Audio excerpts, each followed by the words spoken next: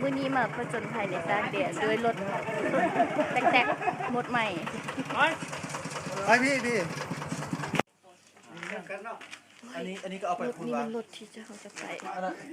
อัน บริจาคเครื่อง เข้านี่เอาไปแล้ว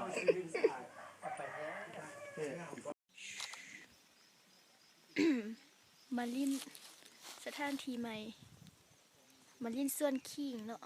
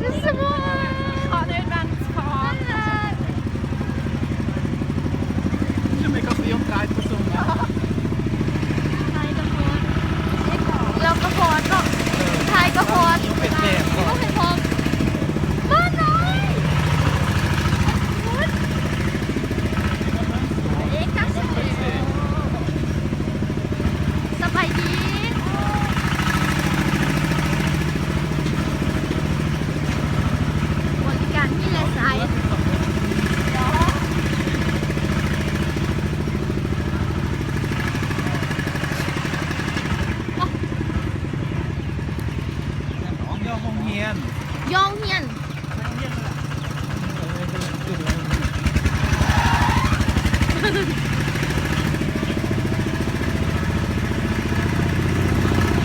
พอแล้วเนาะ เ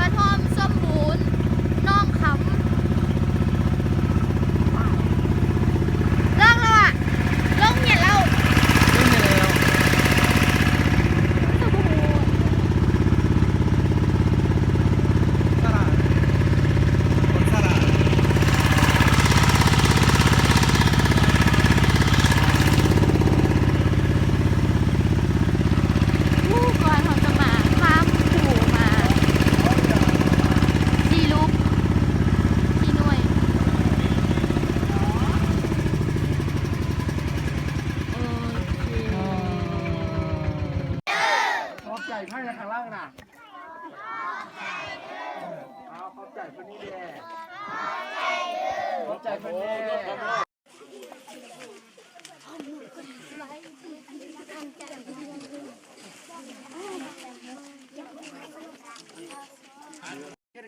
รกินแค่เรานี่กัดแค่เหลาแล้วตื่นเช้ามามือใหม่ลาเป็นอะไรตัวจานสมัครเข้าเจ้าเลย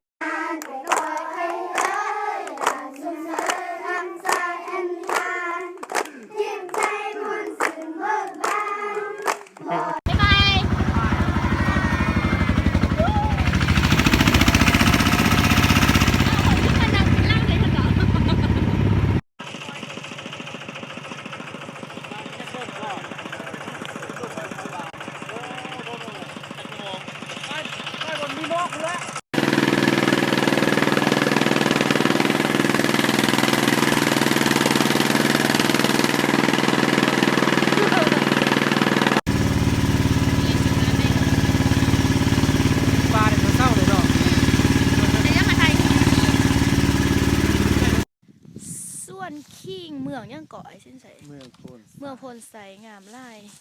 อยู่เทิงกับมีเด้อ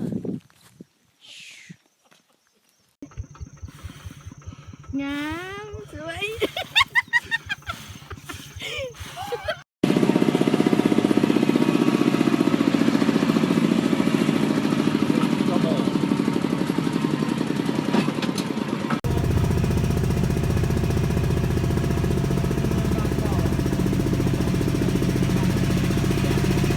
แม่นน่ะแม่น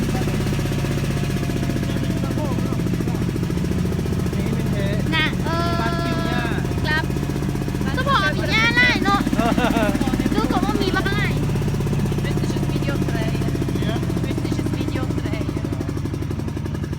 โอ้ยำเล็งไว้แล้วเด้อวันนี้อะ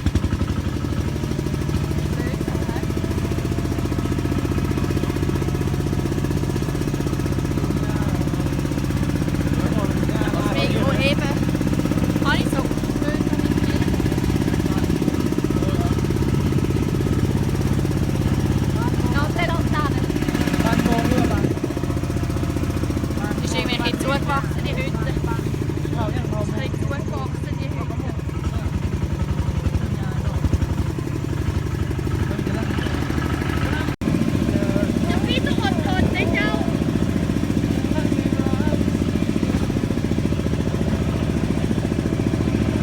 ไอ้ดาว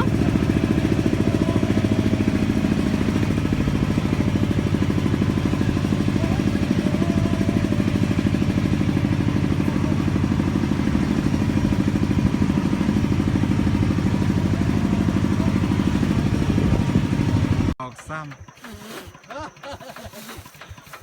เกียร์รถเดียว